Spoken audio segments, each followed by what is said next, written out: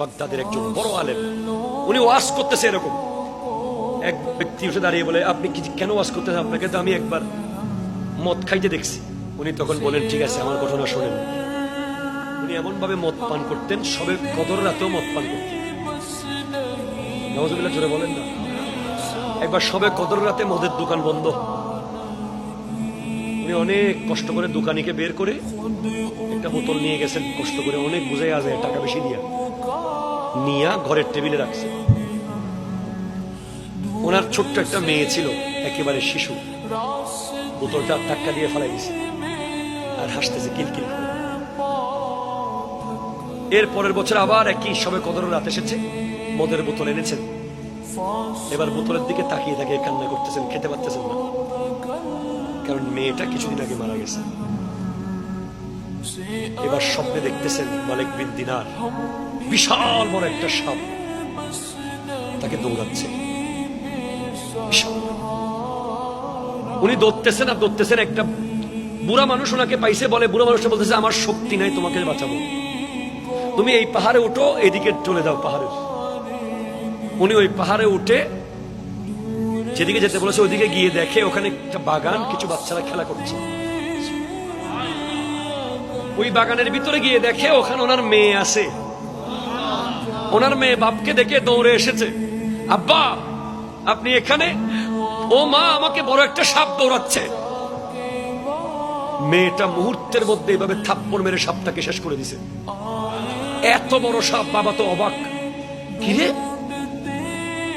তুমি ছোট্ট একটা মেয়ে, তুমি এত বড় সাপ কেমনে দৌড়াতে পারছো? বলে, আব্বা আমি জান্নাতি আর এই সাপ জাহান্নামের। জাহান্নামী সাপ জান্নাতি মানুষকে ভয় পায়। তো মা, সাপটা কে? বলে, বাবা সাপটা তো আপনি সৃষ্টি করেছেন, সাপটা তো আপনার তৈরি। কেমনে? সাপটা হচ্ছে আপনার নফস। আপনি নফসকে খাওয়াইতে খাওয়াইতে খাওয়াইতে খাওয়াইতে এত মোটা করেছেন, এতে এত বড় সাপ হয়ে গেছে। আর রাস্তা দিয়ে আসার সময় একটা দুর্বল মানুষ দেখছেন না,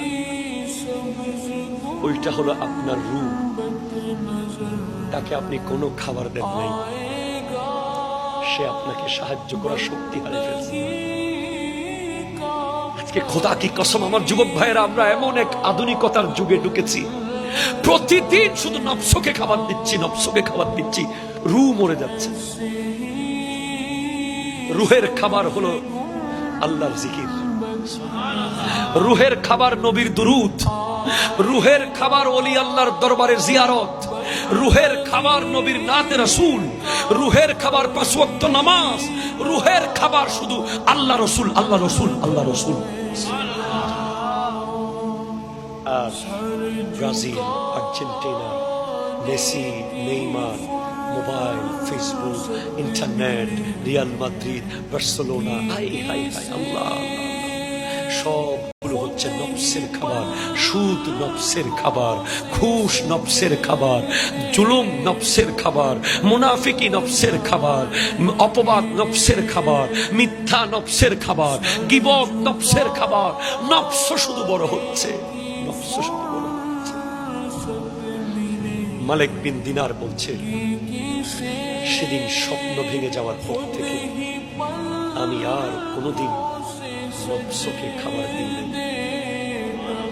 শুধু রূহকে খাবার দিচ্ছি, রূহকে খাবার দিচ্ছি। আজকে মোবাইলে কত কত খারাপ দৃশ্য দেখে আমাদের মোবাইলগুলোতে দেখা যায়, ঠিক কিনা বলেন না?